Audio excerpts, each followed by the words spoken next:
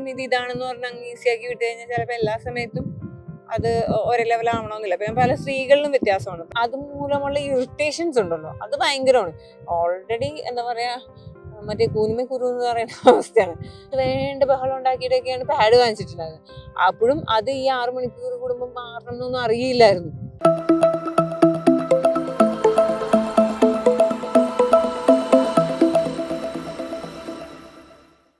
മെൻസ്ട്രേഷനായിട്ട് connected ആയിട്ടാണല്ലോ ഇപ്പം നമുക്ക് mood സ്വിങ്സിനെ കുറിച്ച് പറയുന്നത്. ശരിക്കും പറഞ്ഞു കഴിഞ്ഞാൽ നമ്മുടെ ബോഡിയിലെ ചേഞ്ചസ് എന്നുള്ളത് ഒരു ടീനേജിൽ തന്നെ സ്റ്റാർട്ട് ചെയ്യുന്നുണ്ട്. പിന്നെ അത് കണക്റ്റഡ് ടു ഈ പറഞ്ഞ പോലെ മെൻസ്ട്രേഷനാണ് പെൺകുട്ടികളെ സംബന്ധിച്ച്. ഈ മെൻസ്ട്രേഷനിൽ ശരീരത്തുണ്ടാവുന്ന ചേഞ്ചസ്, ഹോർമോണൽ വേരിയേഷൻ, പ്രത്യേകിച്ച് ഈ ഒരു കാലഘട്ടത്തിൽ ഫുഡ്, നമ്മളുടെ ലൈഫ് സ്റ്റൈല്, ഇതെല്ലാം അതിനെ ഭയങ്കരമായിട്ട് കണക്റ്റഡ് ആണ്, ബാധിക്കുന്നുണ്ട്. അപ്പോൾ അതുകൊണ്ടാണ് ഈ ലെവലിൽ മൂഡ് സ്വിങ്സ് എന്നുള്ളൊരു സാധനം, അങ്ങനെ ഒരു വാക്കും അതുമായി ബന്ധപ്പെട്ടിട്ടുള്ള ഈ ഒരു ചർച്ചകളൊക്കെ ഇവിടെ പ്രസക്തമാവുന്നത്. മൂഡ് സ്വിങ്സിന്റെ ബേസിക് കാരണങ്ങൾ അവിടെ ഇരിക്കട്ടെ. പിന്നെ ഇപ്പോൾ പലപ്പോഴും പറഞ്ഞു കേട്ടിട്ടുണ്ട് മൂഡ് സ്വിങ്സ് എന്ന് പറഞ്ഞിട്ട് പല ഇഷ്യൂസും പറഞ്ഞ് അങ്ങ് തള്ളി കഴിഞ്ഞ് കഴിഞ്ഞാൽ എന്താ സ്ത്രീകളെ സംബന്ധിച്ച് ഭയങ്കര ഈസിയായി. അവർക്ക് എന്താ പറയുക, എന്തോ അറിയുമ്പോൾ മൂഡ് സ്വിങ് എന്ന് പറഞ്ഞിട്ട് രക്ഷപ്പെട്ടാൽ മതി എന്നൊക്കെ ഉള്ള രീതിയിലുള്ള കളിയാക്കലുകളൊക്കെ ഭയങ്കരമായിട്ട് ട്രോളുകളൊക്കെ കണ്ടുകൊണ്ട് പറഞ്ഞാണ്. ശരിക്കും പറഞ്ഞു കഴിഞ്ഞാൽ ആ ഒരു ടൈമിൽ ഫേസ് ചെയ്യുന്ന ഒരേ സമയം ഒന്നിലധികം എന്താ പറയുക ചേഞ്ചസ് ഉള്ളിൽ നടക്കുന്നതും പെയിനും എല്ലാം കൂടെയുള്ള ഒരു ഇറിറ്റേഷൻ്റെ ഭാഗമായിട്ടാണ് ഇത് സംഭവിക്കുന്നത്. അപ്പോൾ നമുക്ക് ഏറ്റവും പ്രിയപ്പെട്ടവരുടെ അടുത്താണ് നമ്മൾ ഈ സാധനം മുഴുവൻ കാണിക്കുക. അല്ലാത്തവരുടെ അടുത്ത് അതൊന്നും കാണിക്കാൻ പറ്റില്ലല്ലോ, അത് വേറെ കാര്യം. രണ്ടാമത്തെ കാര്യം, മെൻസ്ട്രേഷനെ കണക്ട് ചെയ്തിട്ട് പല പല നമുക്ക് എക്സാമ്പിൾ എടുക്കാം. വേണമെന്നുണ്ടെങ്കിൽ ഈ പറഞ്ഞ പോലെ ഗവൺമെൻറ് ഓഫീസുകളിലും അവിടെ ഇവിടെങ്ങളിലൊക്കെ ശരിക്കും പറഞ്ഞു കഴിഞ്ഞാൽ ഇപ്പോൾ മെൻസ്ട്രേഷൻ ടൈമിൽ ലീവ് കൊടുക്കുന്നു എന്നൊക്കെ പറയും. അപ്പോൾ അതൊരു കൺസെഷൻ പോലെ അവർക്കത് കിട്ടുന്നില്ല എന്നുള്ള ചർച്ചകളൊക്കെ ഒരു വഴിക്ക് നടക്കുന്നുണ്ടായിരുന്നു. ശരിക്കും പറഞ്ഞു കഴിഞ്ഞാൽ നോർമലി ഭയങ്കരമായിട്ട് ഫ്ലോ ഉള്ള, അല്ലെങ്കിൽ ഈ പറഞ്ഞ പോലെ ഭയങ്കരമായിട്ട് ഡിസ്റ്റർബ് ആവുന്ന ദിവസങ്ങളിൽ പൊതുവെ സ്ത്രീകൾ ലീവ് എടുക്കാറാണ് പതിവ്, 1-2 ദിവസം. അതങ്ങനെ തന്നെ അനുവദിച്ചു കൊടുത്തുകൊണ്ട് തെറ്റില്ല എന്നാണ് എൻ്റെ ഒരു ഇത്. അപ്പോൾ പറയും ഇതിന് മുന്നേ ഉള്ള സ്ത്രീകൾ ആ പണികൾ ഈ പണികൾ അങ്ങനെ ഇങ്ങനെ ചെയ്തിട്ടില്ല, ആ സമയത്ത് ഇതൊക്കെ ഉണ്ടായിട്ടില്ല, അപ്പോൾ അതൊന്നും വലിയ കാര്യമായിരുന്നില്ലല്ലോ. അപ്പോൾ അതുകൊണ്ടാണ് ഞാൻ പറഞ്ഞത് നമ്മുടെ ഇപ്പോഴത്തെ ഫുഡും ജീവിത സാഹചര്യം ഒക്കെ ഇതിനായിട്ട് കണക്റ്റഡ് ആണ്. അപ്പോൾ ഒറ്റയടിക്ക് നമ്മൾ എന്താ പറയുക, ഇപ്പോൾ ശരി നേരത്തെ തെറ്റായിരുന്നു എന്നോ അങ്ങനെയൊന്നും പറയാൻ പറ്റില്ല. ഞാൻ മൂഡ് സ്വിങ്സിനെ കുറിച്ചും മെൻസ്ട്രേഷന് അതുമായിട്ട് കണക്റ്റഡ് ആയിട്ടുള്ള ഇപ്പോൾ ഉള്ള ചർച്ചകളും അതിൻ്റെ കാര്യങ്ങളൊന്ന് പറയുമായിരുന്നു. എനിക്ക് എന്താ അതിനെ കുറിച്ച് പറയാനുള്ളത്? മൂഡ് സ്വിങ്സ് എന്നൊക്കെ പറയുമ്പോഴേ വളരെ സിവിയർ ആയിട്ട് മൂഡ് സ്വിങ്സ് ഉള്ളവർ മെഡിക്കൽ പ്രാക്ടീഷനൊക്കെ പോകണം. ഒരു അല്ലാത്തതൊക്കെ നമുക്ക് നമ്മുടെ വീട്ടിൽ തന്നെ അത് നമുക്ക് കൺട്രോൾ ചെയ്യാൻ പറ്റുന്ന തരത്തിലുള്ളത് ഒക്കെ ചെയ്യാൻ പറ്റും. പക്ഷെ അതിനപ്പുറത്തേക്ക് എത്തിക്കഴിഞ്ഞാൽ ഡോക്ടറുടെ അടുത്ത് പോവുക തന്നെ വേണം.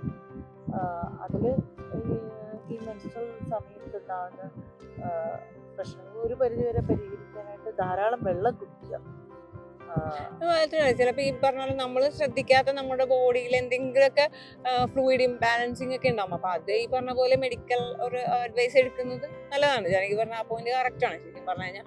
കാരണം നമ്മൾ എപ്പോഴും ഇതാണെന്ന് പറഞ്ഞാൽ അങ്ങ് ഈസിയാക്കി വിട്ട് കഴിഞ്ഞാൽ ചിലപ്പോൾ എല്ലാ സമയത്തും അത് ഒരേ ലെവലാവണമെന്നില്ല. പിന്നെ പല സ്ത്രീകളിലും വ്യത്യാസമാണ്. പ്രസവിച്ച സ്ത്രീകളിൽ വേറെ, പ്രസവിക്കാത്തവരിൽ വേറെ, PCOD പോലെയുള്ള അങ്ങനെ പല പല എന്താ പറയുക ഇഷ്യൂസൊക്കെ ഉള്ളവർക്ക് അത് ഡിഫറെൻ്റ് ആയിരിക്കും. അപ്പോൾ അത് നമ്മൾ ശരിക്കും പ്രോപ്പർ ഗൈഡ് ലൈനിലൂടെ പോകുന്നത് തന്നെയാണ് എപ്പോഴും നല്ലത്. അപ്പോൾ എന്നെ ശരിക്കും വാലിഡ് ആയിരുന്നു. ഞാൻ ശരിക്കും പറഞ്ഞു കഴിഞ്ഞാൽ നമുക്കിതൊക്കെ ഇങ്ങനെ ഇടയ്ക്ക് ഓർക്കുമ്പോൾ കിട്ടുമെങ്കിൽ എപ്പോഴും ഇങ്ങനെ ഒന്ന് പറയണമെന്ന് വിചാരിക്കുന്നത് ചിലപ്പോൾ കിട്ടിയെന്നില്ലല്ലോ. നല്ലൊരു പോയിന്റാണ്.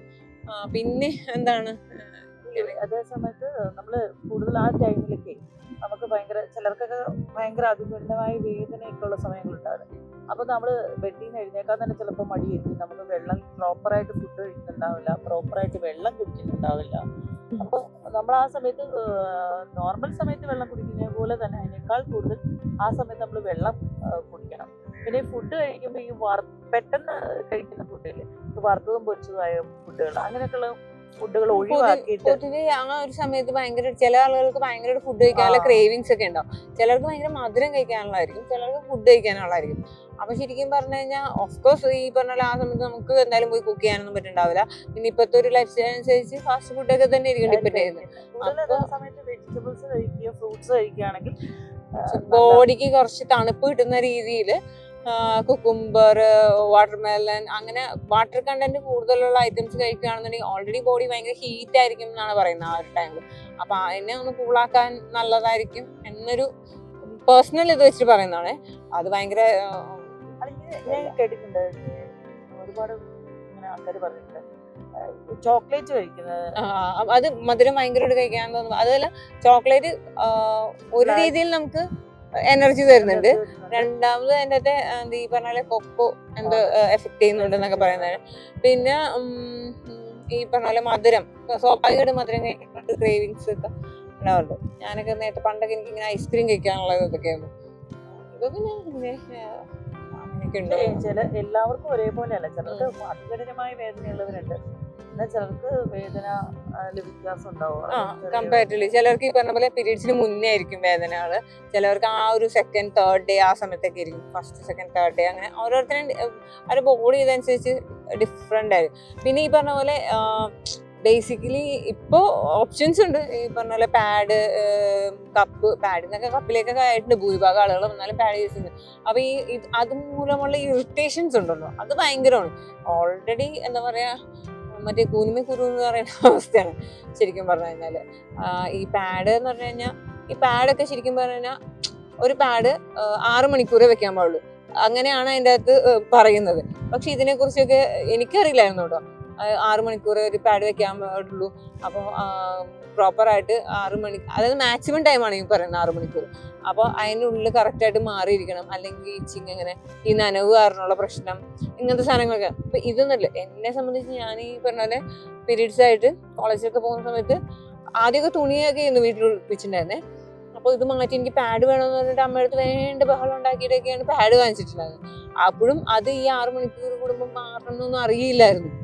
ആ സമയത്ത് ഒന്നാമതെ പാഡ് വാങ്ങിച്ചു തരില്ല, കിട്ടിയത് തന്നെ വലിയ സംഭവമായിട്ട് രാവിലെ ഒരു വൈകുന്നേരം വരെ അത് വെച്ചുകൊണ്ട് നടക്കുന്ന അവസ്ഥകളൊക്കെ ഉണ്ട്. അപ്പൊ അതൊക്കെ ഭയങ്കരമായിട്ട് എന്താ പറയാ, നമ്മളതിനെ ഭയങ്കര ഡിസ്റ്റർബ് ചെയ്യുന്ന ഒരു അവസ്ഥയാണ്. അപ്പൊ അങ്ങനത്തെ കുറച്ച് എക്സ്പീരിയൻസ് ആണ് എനിക്കുള്ളത്. എനിക്ക് എന്താ പറയാനുള്ളത്?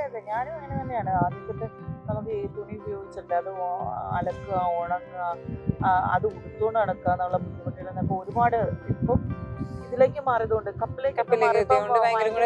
ശരിക്കും പറയുമ്പോ അത് ആ ഒരു എന്താ ഇങ്ങനെ ഒരു സംഭവം നടക്കുന്നുണ്ട്, അല്ലെങ്കിൽ ഇങ്ങനെ നനവ്, ലീക്കേജ്, അങ്ങനത്തെ കുറെ ടെൻഷൻ ഒഴിവാക്കിയിട്ടുണ്ട് കേട്ടോ ഈ കപ്പ്. ഭയങ്കരമായിട്ട് ഹെൽപ്പ് ആയിട്ടുണ്ട്. കാരണം അല്ലെങ്കിൽ അതും കൂടെ നമ്മൾ ഭയങ്കര അലേർട്ടായിട്ട് കോൺഷ്യസ് ആയിട്ട് ഇങ്ങനെ നടക്കേണ്ട അവസ്ഥയായിരുന്നു. അത് ഈ അതിന്റെ സമയത്ത് കപ്പ് ഉപയോഗിക്കുമ്പോൾ കുറച്ച് പ്രശ്നങ്ങളൊക്കെ നമുക്ക് ഫേസ് ചെയ്യും, ഒരു പേടിയൊക്കെ ഉണ്ടാവും. പക്ഷെ കുറച്ച് ഇത് ഇങ്ങനെ ഹാൻഡിൽ ചെയ്യണം എന്നുള്ള ഒരു, പിന്നെ പയ്യെ പയ്യെ ഗ്രാജുവലി അത് മാറിക്കിട്ടും. പിന്നെ നമുക്കത് കുഴപ്പമില്ലാതെ അത് തന്നെ ഒരു ഫ്രീ ആക്കി മനുഷ്യനെ എന്ന് വേണം പറയാം. അതുകൊണ്ട് തന്നെ നമുക്ക് എല്ലാവർക്കും അത് സജസ്റ്റ് ചെയ്യാൻ എല്ലാവരും. പിന്നെ നമ്മൾ ഓർക്കേ, ഇപ്പൊ ആൾക്കാർ കാണുമ്പോൾ ഓർക്കും വീണ്ടും ഇതിനെ കുറിച്ച് തന്നെ പറഞ്ഞുകൊണ്ടിരിക്കുന്നത് എന്താ, ഇത് പണ്ട് തൊട്ടേ ആൾക്കാർ പറയുന്നുണ്ടല്ലോ എന്ന്. പക്ഷെ അങ്ങനെയല്ല, നമ്മൾ നേരത്തെ ഇതിനെക്കുറിച്ച് വീഡിയോകൾ ഉണ്ടാവും, പക്ഷെ കാലത്തിനനുസരിച്ച് മാറ്റം വന്നുകൊണ്ടിരിക്കുക. പിന്നെ അതുപോലെ ഇപ്പോഴത്തെ കുട്ടികൾ പഴയ വീഡിയോ എടുത്തല്ല കാണുക, അവര് സെർച്ച് ചെയ്ത് ഒരു വീഡിയോ എടുത്ത് കാണുമ്പോൾ ഏറ്റവും ലേറ്റസ്റ്റ് ഇൻഫോർമേഷൻ. നമ്മളെല്ലാ കാര്യത്തിലും നമ്മളൊരു മൊബൈൽ വാങ്ങിക്കുമ്പോൾ ഏറ്റവും പുതിയ ലേറ്റസ്റ്റ് വാങ്ങിക്കുക, അതായത് പഴയത് പോയി വാങ്ങിക്കില്ല. ഇതേ അവസ്ഥയാണ് പല കാര്യത്തിലും. അപ്പൊ നമ്മൾ ഈ പറഞ്ഞ പോലെ ഏറ്റവും അപ്ഡേറ്റഡ് ആയിട്ടുള്ള സാധനങ്ങൾ കിട്ടുക, ബുക്ക് ആണെന്നുണ്ടെങ്കിലും എല്ലാം നമ്മൾ അങ്ങനെയല്ലേ റെഫർ ചെയ്യുക, ഏറ്റവും ലേറ്റസ്റ്റ് സാധനം എന്നുള്ള രീതിയിൽ. സംസാരിച്ചുകൊണ്ടിരിക്കേണ്ട ആവശ്യമുണ്ടോ എന്ന് ചോദിച്ചാൽ ഉണ്ട്. അത് ഇപ്പോഴും ഈ എന്താ പറയാ, കപ്പ് യൂസ് ചെയ്യാത്ത ആളുകളുണ്ട്, കപ്പ് യൂസ് ചെയ്യുമ്പോൾ പേടിയുള്ള ആളുകളുണ്ട്, അങ്ങനത്തെ കുറെ കാര്യങ്ങൾ ഇപ്പോഴും നടക്കുന്നുണ്ട്.